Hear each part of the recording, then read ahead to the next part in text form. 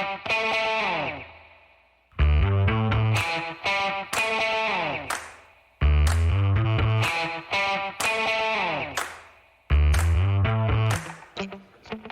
folks. Welcome to another episode of Film Study. This is Ken McCusick.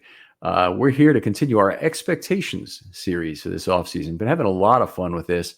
And today we're going to kind of break the rules a little bit. In most cases, it's one offensive player, one defensive player. But like last year, we're going to put both special teams players together, both of the special teams, the kicker and the punter, Jordan Stout and Justin Tucker. Their futures and their presence very intertwined, obviously, just the way Cook and Tucker were so. And here to talk with me about that is Philippe Daybeck. Philippe, how you doing? I'm doing well. Thanks for having me on, Ken. I'm definitely excited to talk about these two players. Always a pleasure to talk football with you and talk about lots of other things, Philippe. Always appreciate our conversations. But Jordan Stout, let's start with him. He's a second-year punter, largely delivered on expectations as one of the best punters in the draft. We're going to get to what that means in just a moment. But all four of the punters that were taken, of them, I think it's pretty clear Jordan Stout had the best rookie year for various reasons. And I think his year was a little better than a lot of his individual punting numbers would represent. I agree. And so I think looking back to that draft, there were a lot of people very high on like Matt Araiza and within that. And so it was definitely a shock to see the Ravens take Stout also like as the first punter. Mm-hmm. And I guess just looking back on that, it seems like it was a good decision if within that to try to move on from Sam Cook. And so I do agree. It does seem that he was the best punter out of the draft so far. So obviously, if we look at the four who were drafted, Stout was drafted 130. We're going to talk about him extensively in a moment. But the other guys, Camarda, drafted at number 133 by New England. Decent personal stats there, but the Patriots were the third worst team in terms of covering punts by DVOA. And that's the combination of the punting itself and the coverage unit. So it's very difficult often to peel those two things apart. Punters can far out punt their coverage, which can actually be a problem. Camarda had other issues in terms of punting the ball out of bounds, having too many touchbacks, and some other elements that didn't really play to him. And he did not come out looking so well in punting DVOA. A lot of what we talk about here today is going to be some of these advanced metrics that come from either PFF or Football Outsiders in terms of some of the hidden metrics of punting and kicking. Very little can be taken from standardized punting stats. Like the highest punt average doesn't necessarily tell you a lot because a lot of teams punt from further back, or they punt in situations where a longer punt is possible, or they punt in situations where a shorter punt is what the team is really trying to do to pin the other team back. And they may or may not be good at avoiding touchbacks, which are a key thing. So we're going to rely primarily on these advanced metrics, and I won't tie you to any of that, but bring whatever up you want, Philippe. But that's mostly what I'm pulling from. Yeah, I definitely agree. Looking at the average numbers is always definitely very skewed, not knowing the situations and that it was done in. But I think also then going next, like that next punter that was taken as well in the draft, Matt Araiza, he's been out of the league because of that sexual encounter that he had. And it seems like that he was now taking blame away from that. But it's also interesting to see that teams have not signed him. The Jets were definitely looking into him from the last thing that I read back in March. So that's interesting that nobody signed him, and so maybe they are starting to also look into these advanced metrics since he has definitely a big booming kick, but just like you discussed, that makes it difficult sometimes as well. Yeah, thunderous foot. We didn't know, I don't think, all of the matter. Well, I say this, the general fan base did not know the Matt Araiza stuff before the draft. It may or may not have been known by the Ravens and other teams who background checked him, because frankly, the fact that he went in round 6 and Stout and Camarda went in round 4 was surprising to a lot of people. A lot of people thought Araiza was certainly going to be the first guy off the board. He's now passed, as I understand, the criminal prosecution for what happened. That he's basically been exonerated by that. He was accused of having sex with a minor at a party. Not to get in too deep into this very unsavory situation, but he supposedly, there are people now who have seen him leave the party before the encounter occurred, and so it wasn't him. But that said, if there was conduct before he left that is going to make a Roger Goodell or an independent arbiter or whoever might make the decision punish him in some way, I don't think that's going to be something NFL teams are going to be easily able to buy into. And what I look at this as being like is kind of like getting a private letter ruling from the IRS. You'd like to be able to ask Roger Goodell, what's the punishment appropriate to Matt Araiza if we decide to sign this guy? Because we can't sign him and then have you tell him he's out for the season because of what happened, even though he did not face any criminal charges. He's still facing civil charges. By the way, very similar to what's happening with Deshaun Watson right now, who missed a bunch of games and negotiated to be able to play the end of last season. But it's not, I don't think a lot of teams would be willing to take that risk to sign Matt Araiza and then have a Goodell rule on what the punishment ought to be. I agree, but it's also training camp time where they can have larger rosters, and then you can also have like a practice squad. And the fact that he's not even anywhere on those rosters is like a little bit surprising to me in that aspect. But I do agree on the fact that they don't want to take on the extra risk of if they do choose him as their punter, they don't want to have to find a solution midway through the season. Yeah, great point, by the way, there, because you could say, I'll sign him to the 90 in March, and that obviously we're 4 months past that at this point, but I'll sign him at the beginning of the league year, force Goodell to make a decision about what might be appropriate. The problem is that I think he'll make a decision on his own timetable, and it will be based on what arises out of the civil suit. And that's honestly the way it happened with Deshaun Watson. He wanted the thing resolved, and he had to wait for what arose out of that civil suit to largely determine his fate. So I don't think it's going to end up being done on the timetable that the team who signs him would like it to be done, which is why, as you mentioned, there could be midseason risk in terms of a punting solution needed. All right, so we had Matt Araiza was the third guy drafted, so he's had his problems. And then Trenton Gill was next to Mr. Irrelevant. I think he was taking 255. He had some mediocre stats for the Bears, who were 20th in Team DVOA in punting. So again, I think Jordan Stout, the Ravens finished 10th in punt DVOA at plus 3.4%. If you know DVOA, or defensive value over average, but this is applied to punting in this case. A 0 is league average. And if you're above that, and the highest team, I think, was let's look at it real quickly, I'm looking at 2020 right now, but in 2022, the top team in the league was Washington at 11.2. And so the Ravens are at 3.4. They're 10th. They're getting a little bit of value positive from their punting. And, for a rookie, I think that is a pretty great place to start. Obviously, no one else was in that same ballpark. Yeah, and so I was wondering, like, if you are a little bit surprised by them being 10th, and where do you project them out to be from here on out? I think with the Jordan Stout's rookie season, I think it's good that we're in the top part of the league. I think that he can only grow from here if we, project growth. So I think that's a good positive sign. I do too. I think it's a great place to start from. I'd look at it like Tyler Linderbaum or other offensive linemen who have kind of a mediocre first season. And I don't want to get in a whole Tyler Linderbaum debate here because that's not what I'm trying to do. But Tyler Linderbaum definitely had his positives and his negatives from his rookie year. Very good run blocker, very poor pass blocker. That's frankly a great place to start from in terms of having growth. And it might be even better if he were mediocre at everything. In terms of being able to handle the NFL game, not being completely overwhelmed by it, you'd have a good chance to improve in multiple categories. I think that's true of Stout. I don't think we've seen a lot of directional punting, for example, or of other technique gains he can make from working with Cook. I think that a lot of what Cook and he worked on initially was frankly holding at his first camp.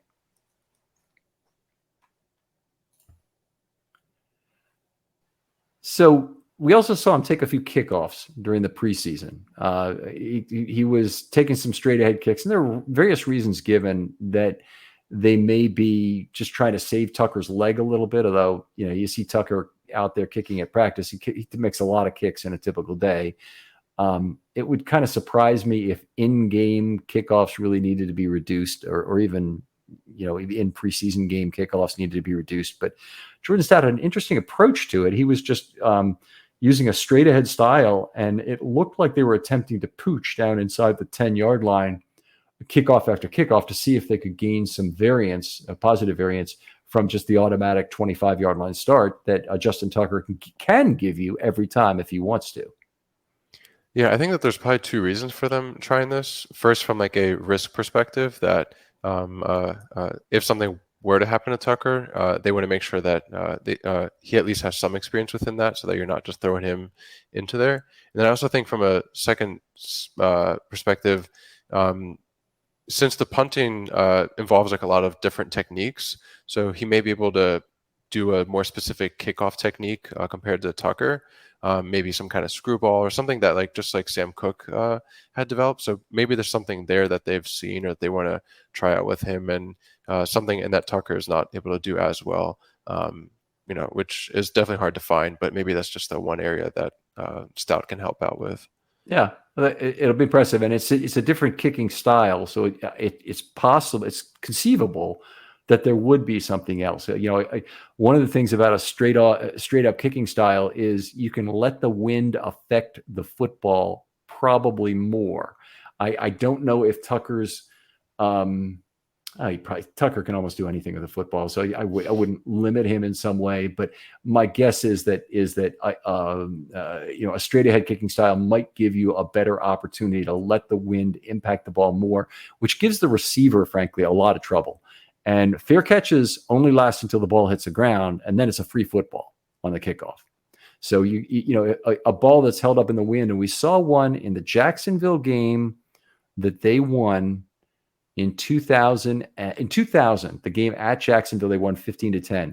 They had a kickoff in that game, went straight up into the one, got blown back to about the 25-yard line, absolute gale blowing that day, and Anthony Davis covered it as if it was an onside kick. It's one of the few recovered onside kicks in Ravens history, and it wasn't an onside kick at all. But I think the Ravens look for ways to try and beat other teams on special teams. This is a potential way to do it. I am a little concerned. I think the rules of the game, basically fair catching inside the 25 is not going to be moved out to the 25, will tend to make the play almost completely go away. And we're almost at the point with the current set of rules that I'd say just give them the ball at the 25 and don't even pretend to have this play.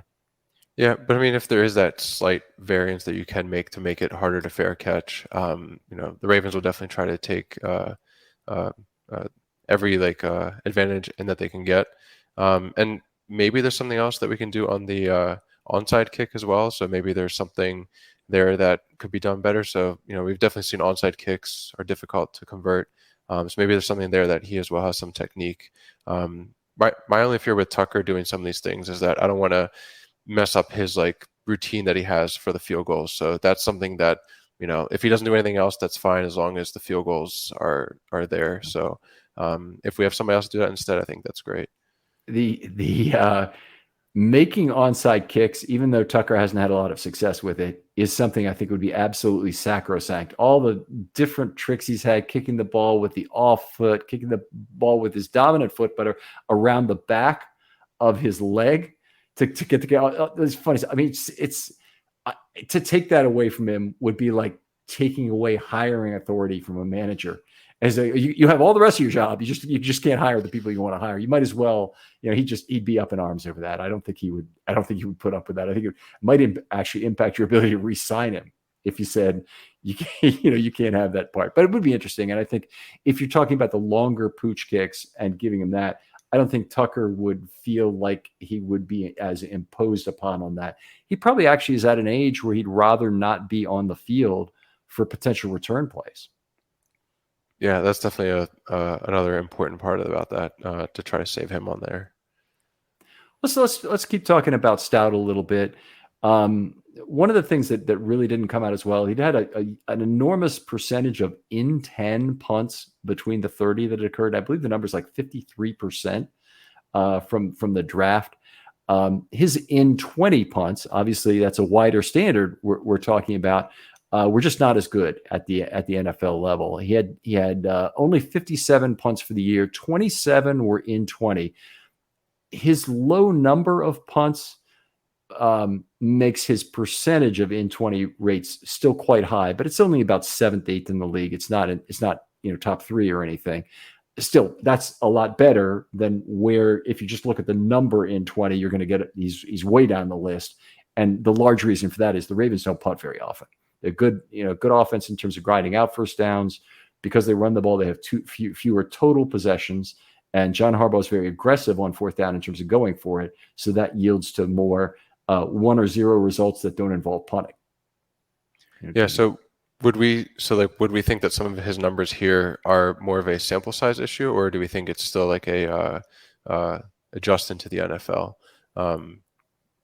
kind of thing of having not as good college numbers as he had, like within the 10, within the 20? Yeah, I don't know. I would say it doesn't seem to me like there should be a big adjustment from college to pro punting, the same way there are other things. But I think a lot of players have trouble with it. It may be dealing with the strengths of your coverage unit is something he might have to do differently. It might be that he has to learn to trust elements of directional punting that he might not have been using. I can't come up with exactly what might be harder at the NFL level. I can think of a lot of things that would be easier, and one of the big things is playing in a lot of domes. Now he hasn't in Baltimore, but there are a lot of domes in the NFL, and if you look at weather-related impacts on punting and kicking, there's the have and have-nots all fall on 2 lines. Do you play in Denver or not? That's number one. and do you play in a dome or not? And if you play in a dome, usually you have much better punting stats. And by the way, that is something that I think needs to be considered with Stout's performance, is that by playing outdoors, he has not played in nearly as favorable punting conditions. Yeah, I think that the transition should be relatively easier compared to other positions from college to the pros. But there may be something more of like maybe the punter also has some more responsibility. He has to try to decide at that point of punting like which way they're going to go. And it's just kind of trying to read the field as well before he hits the punt. Mm-hmm. Some of that may just be some added pressure within that rookie season to try to adjust to. And so I think that this next season will definitely answer any of those kinds of questions. Yeah, hopefully it takes a step forward in various categories. We'll get to that and what a good and great season is. There's some good things that came out of this. He's tied for the 6th fewest out of bounds kicks. You want to avoid those. When I grew up, they still had the term coffin corner. Are you even familiar with that? You're a young guy. I am from the Madden game. They Madden always had the coffin corner punt in there. All right. So you're trying to kick the ball out of bounds inside the 5-yard line. And honestly, that went out of vogue probably by about the 1980s. And teams started realizing that it's just much easier to cover punts inside the 10-yard line than it is to try and directionally punt the ball out of bounds between like the 5 and the goal line. So anyway, I think it certainly is completely out of vogue in terms of punting the ball out of bounds. And generally speaking, when you punt the ball out of bounds, you generally did not intend to do so. There are some return men. If you're facing Tyreek Hill, you might want to punt the ball out of bounds, but most of the time you don't want to. You want to kick it high. You want to give your coverage team a chance to cover it. And there are relatively few very dangerous punt returns in the NFL these days. Yeah, for sure. Especially with the Ravens, usually having a better unit, you definitely don't want to hit it out of bounds, especially since you're also then up to the referee about placement. So you just want to avoid that. So it's great to see that he did avoid that very well. He also had relatively few touchbacks. His 7th touchbacks tied for 6th most in the NFL, but it's also a reversal of his college stats because he had one of the worst percentages in the league. So seventh most, not seventh fewest. And it was at 12.3% touchbacks. That's very high by today's standards. You don't want to kick the ball out of bounds. You definitely don't want to kick the ball into the end zone when you're punting. That usually just clips 20 yards off your potential maximum return, but it probably kicks about 12 or 13 or 14 yards over your expected punt if you do end up kicking in the end zone. So you really want to avoid those, and that's something that really needs to improve. And he had a great ratio of in 10 punts to touchbacks when he's in college, and so I've got to believe that has a good chance to return, because a lot of it is based on him and just finding the range properly. And they may be playing on a different surface, but it's still a football field. It's still demarked in yards, and it's still the same distance from point A to point B from anywhere on the field. So the hash marks, I guess, could make a difference because they're different in college, but otherwise the length of the football field is exactly the same. Yeah, that's where I think it's just the adjustment into the pros. He just maybe has some, nervousness, or just trying to adjust all the different aspects of it, reading the field, trying to also make sure that he holds well for Tucker. All these different things are just, I think, maybe influencing that, because I would definitely expect to see his college numbers come back. All right. Well, so would I, and I think he'll improve. And I think we talked about most of the advanced metrics that we wanted to hit on here. Let's talk about his holding responsibilities for a moment, because that to me was where Stout was going to be made or broken in terms of his performance. And the Ravens did a lot to try and bring in Sam Cook to teach him, and to bring in those high-tech methods to try and give him the most immediate feedback he could get on what was working and what was going wrong. Yeah, I think that we could have expected a fall off from the Ravens. That we could have expected, after them gelling very well together, Sam Cook and Justin Tucker, that somebody new coming in could have definitely messed up some of that. But I think that the Ravens tried to minimize their risk the best as possible way that they could. And also at the same time, it seems that they did, because Justin Tucker definitely had a great season, hitting his field goals and also extra points above the expectation. He was second in the league for that. So it's good to see that, that's probably the most important part of the job, rather than punting, holding well for Tucker. And it's good to see that transition went very smoothly. Yeah, there's a lot more points on the line with that, and he was 8.8 points above expectation. It's second best in the NFL. If you're talking Justin Tucker, he better be in the top 3 or 4 every year. What has typically happened is somebody has a good year that's maybe a little bit better than Tucker, and Tucker is so consistent. He's usually 1, 2, 3, but not always the best. But if you look at any substantial period of time, Tucker is the best by such a wide margin, it's not even funny in terms of being the greatest kicker of all time. We'll get to him in the second part of this show. But, in terms of holding, the fact that there was not any material drop-off for Tucker is the biggest positive I can talk out of Stout's season. Even though the Ravens had a good coverage year, they covered punts exceptionally well. He's starting from a good position as a punter. It's still the relative leverage of those two jobs, of being the holder and being the punter, is maybe 2 to 1 in terms of the relative importance from my perspective. And that's just thinking about it from a qualitative perspective. Yeah, and also with the Ravens or Tucker being the second best in the NFL, we also have to account for weather. The Rams were number 1, but they play within a dome, so that's a really good point. That definitely affects the rankings a little bit, and affects Tucker within that. Yeah, that's a really good point. And Football Outsiders, they keep that as a separate factor, and I don't believe they factor that into his expected points to VOA. So they give him his expected points number, which is not a DVOA. It's just expected points relative to kicking at that distance, and then they have a weather factor. And I think they could lop that weather factor back in and give it to the kicker, but they didn't want to for some reason. I can't remember what it was, but Aaron Schatz was on the show a while back, and I'd point people back to that pod. It's if you love Justin Tucker and you want to hear about Justin Tucker, go back and look for the Justin Tucker, Aaron Schatz show.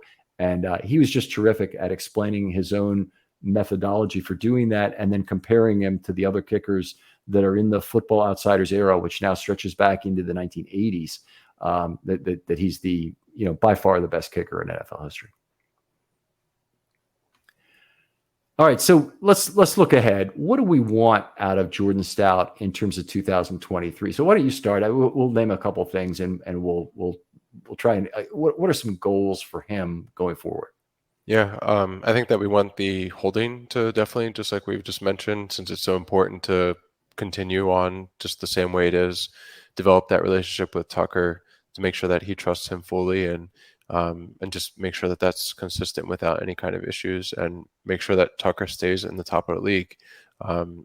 It's definitely up to him to be able to help with that. Yeah, absolutely. And that's going to be job one still for this next year is making sure there's no slippage there.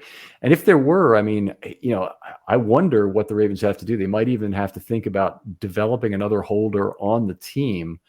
But if he's a good punter but a bad holder, it almost means you got to get a new punter, because I just, the job is just that important that or they have to find, they had Anthony Levine, I think, was doing some backup holding for them at one point, but they'd have to find somebody else who's actually an active player to take that role, perhaps. So, nobody's going to have the time to develop the skill better than one of those Wolfpack players, because if you've ever been at a practice, they stand around a lot of that practice not doing anything.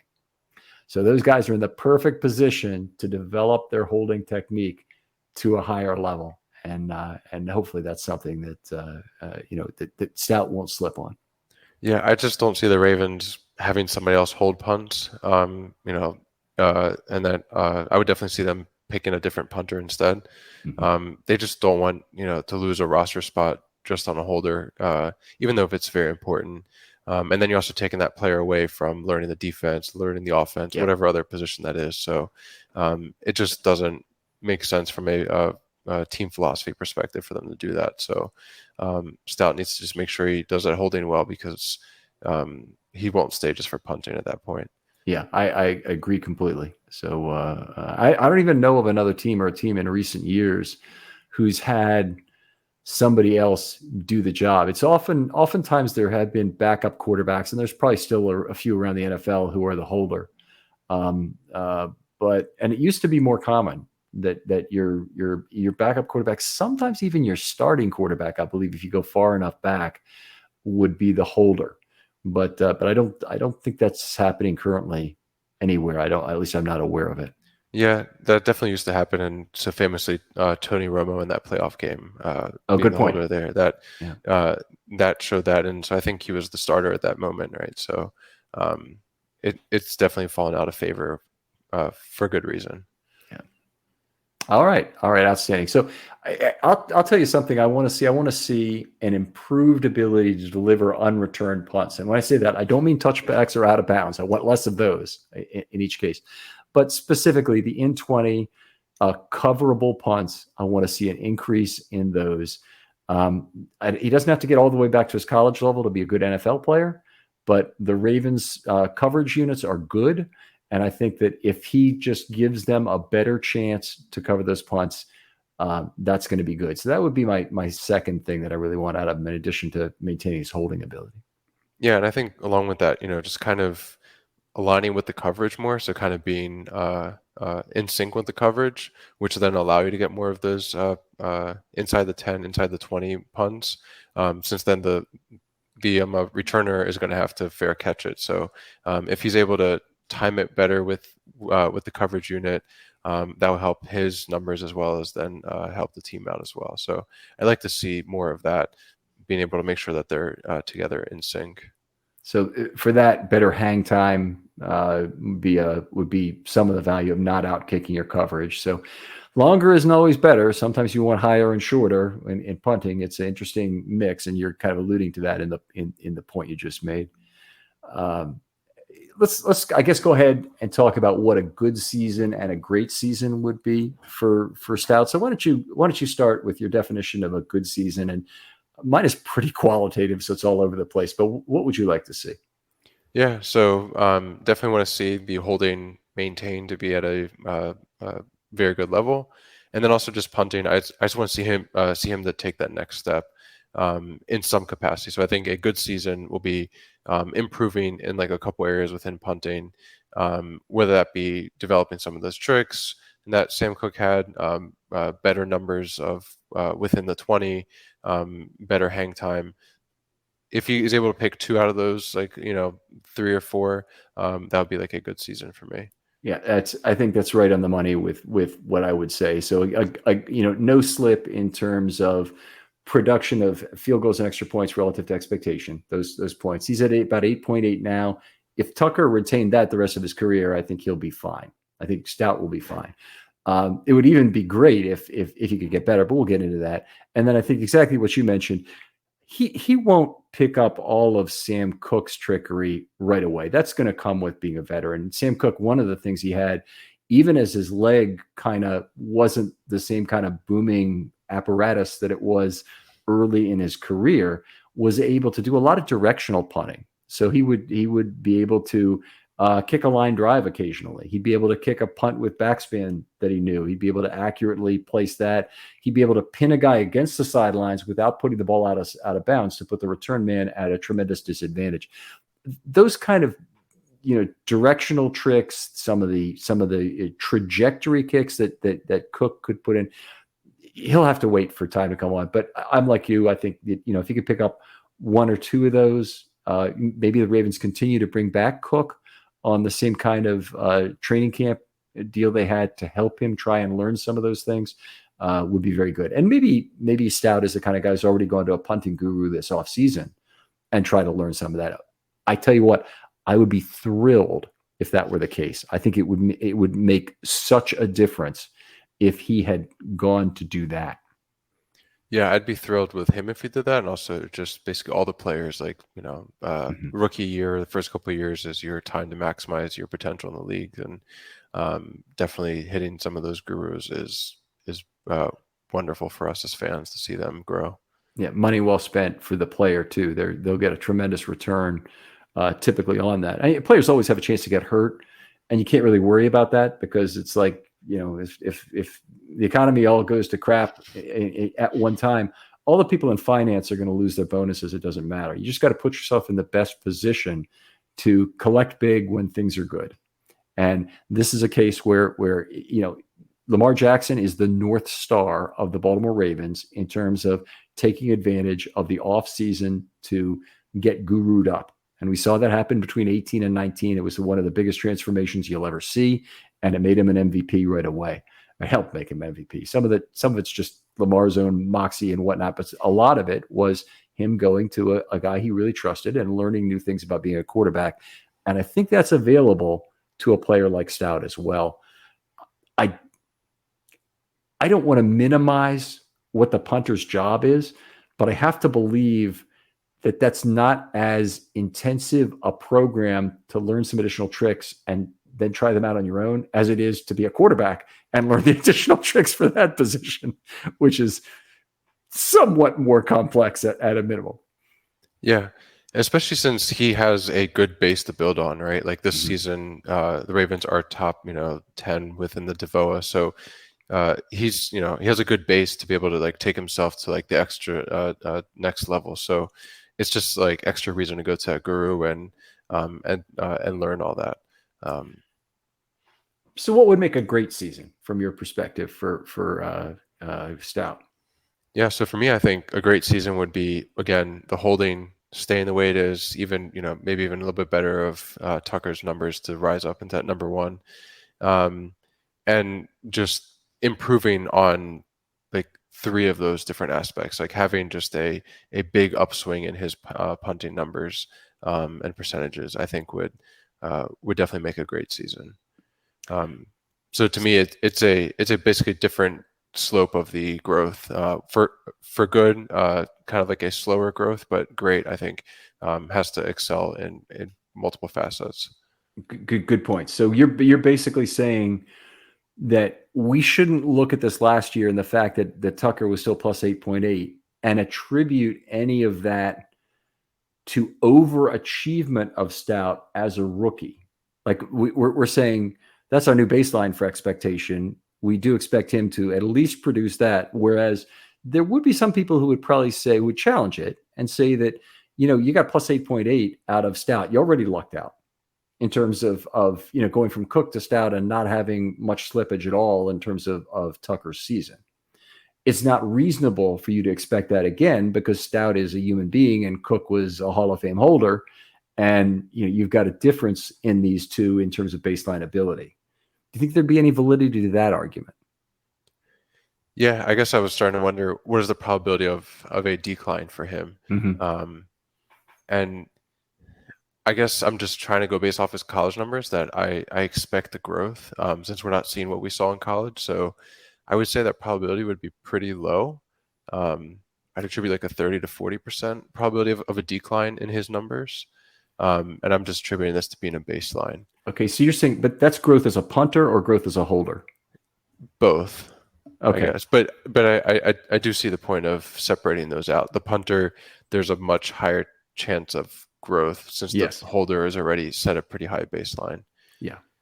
Yeah, that's where I am too, and I think they focused on the holding more in this rookie year. So anyway, I want to be reasonable about this, but I think I basically completely agree with what you're saying. Is that the good is a slow growth ascension, but certainly some growth expected, at least as a punter, and a great season is a more significant growth thing. And I think in 20 rate, the touchback rate, the starting opponent field position, all of those kind of metrics which give you a better idea of just how much value you're getting out of the punter that aren't just average net distance or average distance on the punts.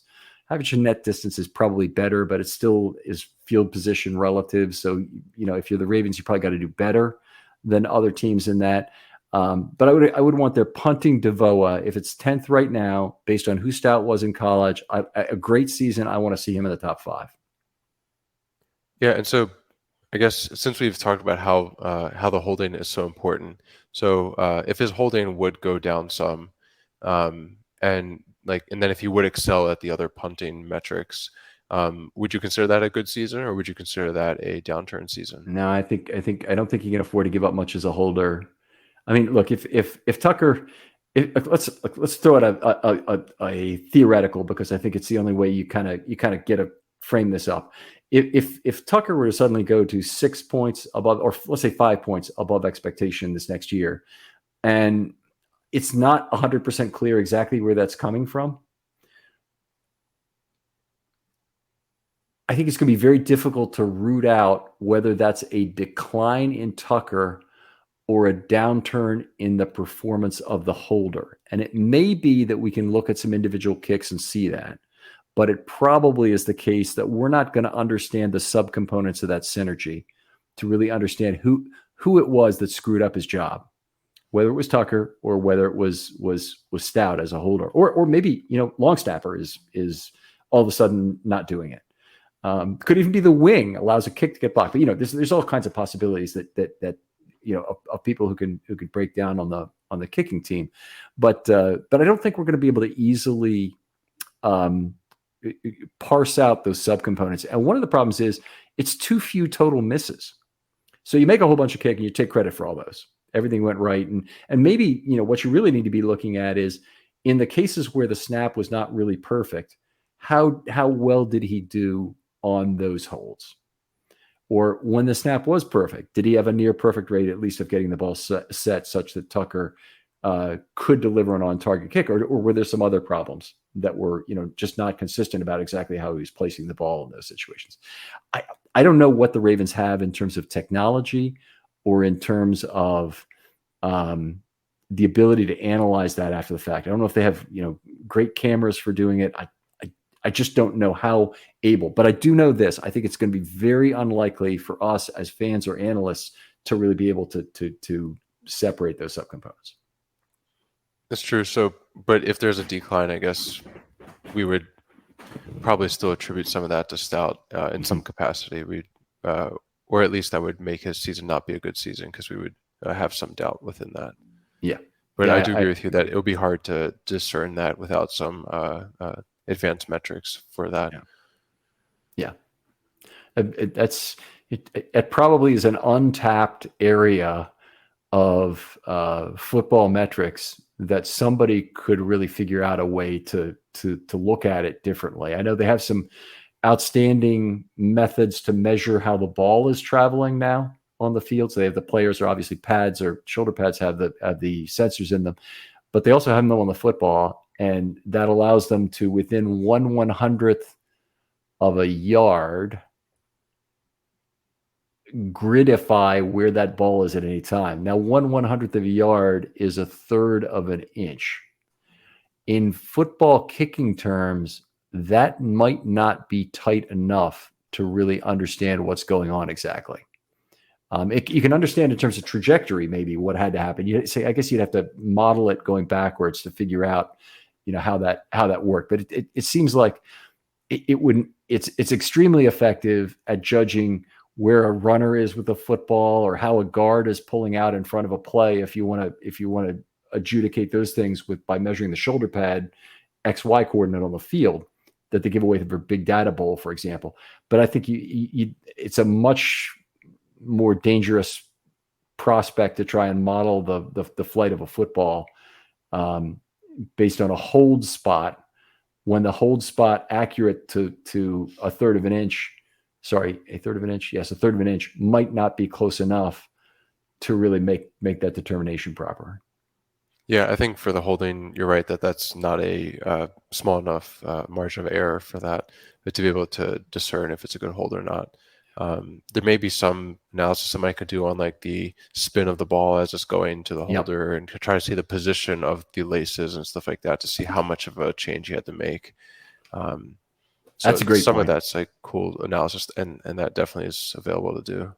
Yeah, I actually don't know if the current XY data of the football has position of the laces, but if it does, that would be a great place to start in terms of what's his average number of degrees off on the laces, and that just sounds fascinating to try and look at that kind of stuff. Anyway, we're ready to move on to Justin Tucker here. I think we have very similar expectations of what's a good and great situation for Stout. Growth as a punter, continued excellence as a holder, or continued excellence out of Tucker as a holder.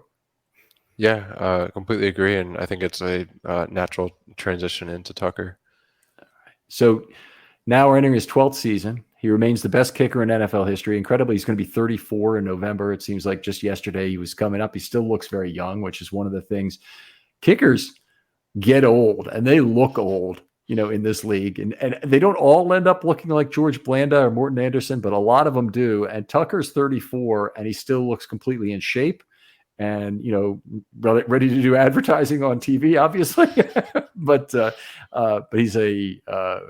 he is a very strange character, and hopefully he's a natural performer and has kept up his leg very well, obviously. I mentioned that Aaron Schatz show. I really want people to go back and take a look at that because historically you have a kicker who's just so far above the field. It should not be a doubt that he's a first ballot Hall of Famer, and yet I kind of still have the feeling they're not going to do it for a kicker when the time comes. Yeah, it's definitely a concern because like you can see punters are very hard to get in as well, and that's that starts to become like a political game a little bit with the Hall of Fame to try to get him into that. So I definitely hope that they don't do that, but time will only tell. Yeah, some of it kind of will depend on the class he's in with. If it's a somewhat weak class in his year of retirement, he may have a better chance to get in on the first ballot, but he will be fighting people in his case who have kind of a growing belief of induction is warranted. So you're stratified into several categories. There's one, like what used to be the Veterans Committee in baseball selection every year, I believe. And then there's one who's like a coach or other contributor, broadcaster, that kind of thing. And then they have the other players, and the players, there's a group that will be first ballot automatic kind of players. He needs to avoid a year where he's in with a bunch of those, because that would hurt his chances. It might make him wait a long time. If he's in a group of that retirement year has several slots already taken up. But the other thing is you have some where their Hall of Fame momentum is growing in the voting over the years. And they're only for a certain number of years are they even considered. I don't remember what that is, but this is true in baseball. I think you're on for 10 years maybe, and your momentum, maybe it's 15, but your momentum grows, and your percentage of the votes each year is something that gets reported, and then it gets, it's something that's available to the voters next year, so they know if Ron Santo is close, for example, that they want to try and vote for Ron Santo this year, kind of thing. I think this is a case for where Tucker, probably his best chance to get in any reasonable amount of time, is to get in there on the first ballot, because there's not a whole lot of other first ballot players around. Yeah, and because there's also, if there's some players that are on the cusp, but like this is their last year, those players are going to kind of get preference as well. So trying to align that to avoid those situations is maybe he should look at that whenever he many years from now starts to. That's a great point. He actually could time out. He could be looking towards next year who's going to retire. And, no, Ray Lewis and Ed Reed are retiring. I can't go, this year, kind of thing. So, yeah, it's a funny point, but yes, absolutely true. Do we worry about any of longevity issues with him, or I guess any kind of drop off? I mean, 12 years in the league is no small number, for sure. And so for a kicker, maybe it seems not as high, but definitely always concerned about being in the prime and so forth. I mean, I think the answer has to be yes, absolutely. I think that Tucker is unusual in how well he's kept himself in shape. And you look at some of the older kickers in the league, that just hasn't been true, with guys particularly kicking into their 40s. Bryant in Atlanta, Vinatieri, some of those guys, they're not in the same shape. Any of the Anderson kids, when they were in their 40s, they're kind of pudgy dudes who were, rolling out there to make a kick. I don't want to trivialize who they are. They were great kickers, but they're just not in the same kind of shape when they're in their 40s as when they were in their 20s. And Tucker so far seems to have avoided some of that degradation. And he's still making very long attempts, which is one of the points I want to make about Justin Tucker's year last year, is that he had one of his best ever years. And one of the things about it is where his misses came from. So he didn't miss any inside 40 yards. He's 24 of 24 last year. He's now 202 of 205 from inside 40 in his career. That's 98.5% he's made on those kicks. So it's not usually ever the case where Tucker misses a kick at a distance that some other kickers do miss kicks. He usually is making missing a kick where other kickers won't even attempt it. So his misses last year were at 48. Okay, there's plenty of, almost every kicker in the National Football League would attempt a 48-yard field goal at this point. 50, 55, 56, 61, and 67. 3 of those were blocked. I'm not saying that's a case of his line failed him. It's a case of usually longer attempts have a higher percentage of being blocked because you need to kick it at a lower trajectory. But in any case, it's really a matter that 86% field goal rate is something people will bring up. If you don't look at the distance of the kicks, you don't have anything, because he 2 extra missed kicks like the 61 and the 67 say are attempts that literally no one else in the NFL would have made. Yeah, I think that whenever people look at field goal percentage, they're not taking into account some of these distance kicks and also taking into account like blocks and different things like that. Once again, blocks may be hard to attribute exactly where the fault is from, but yeah, I mean, he's definitely attempting things and that other kickers are not doing, and from distances. And the Ravens believe in him, and also it kind of falls in line with John Harbaugh's philosophy a little bit. If we're not going for it on 4th down, then we're going to go in for a really long kick, and we don't need the punter in that situation. Yeah, that's true. And the Ravens really show up with that, with very few punts relative to other teams, in terms of kicking field goals, going for it on 4th down, or having an efficient offense that'll try and grind out more first downs, get you closer to the goal line. So they've done a very good job with this. Tucker's consistency is a topic that I want to bring up and discuss a little bit here, because he's had 11 seasons in the league now.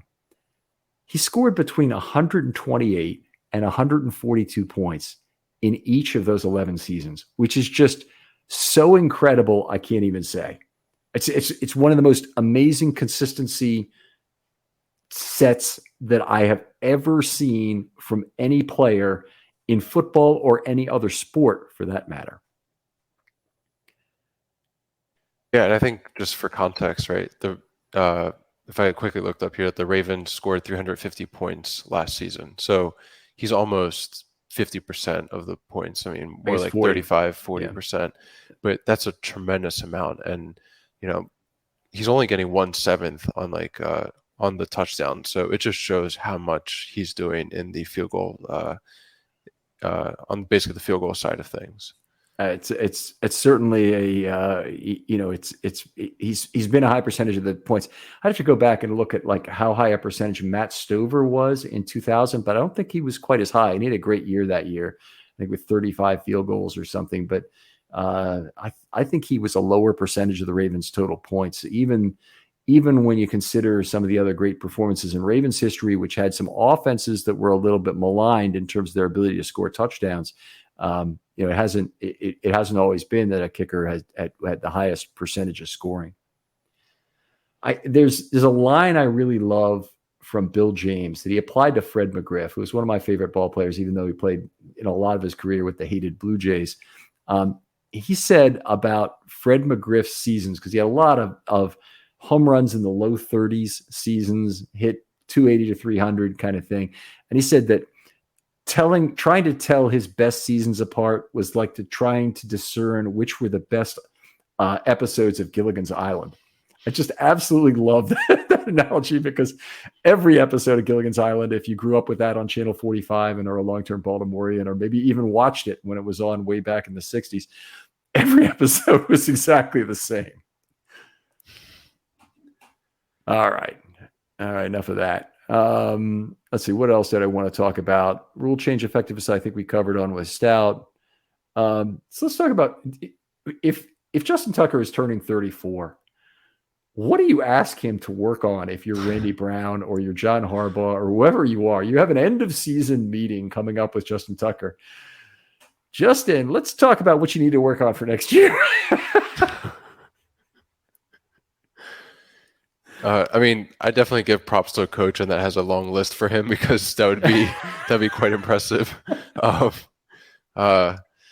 Onside kick, if we're like going to be very nitpicky, maybe there's something there that he can, find some kind of trick, something to cement that first ballot Hall of Famer, kind of thing even more.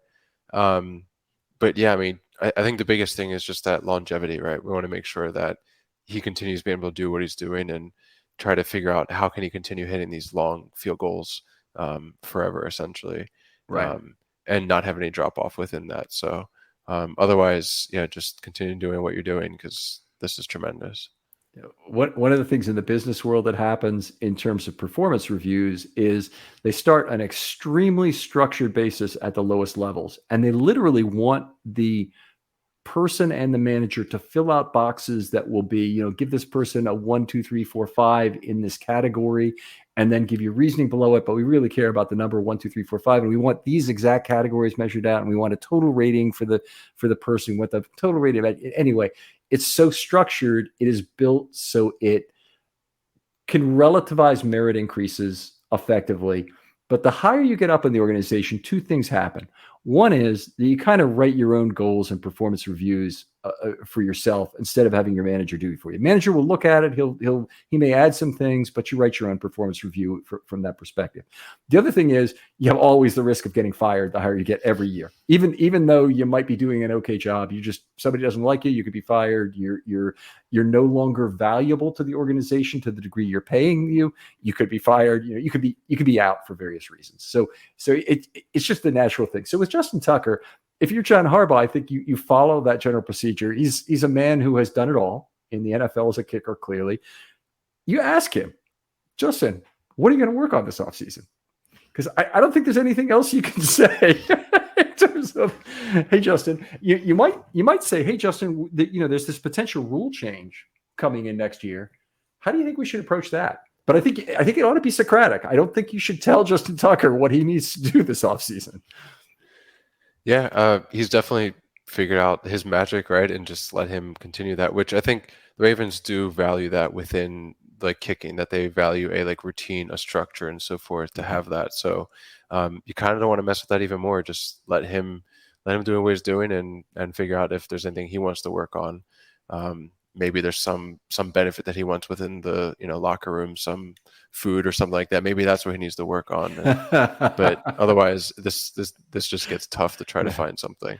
Yeah, can you get me a better locker that's not right next to the bathroom?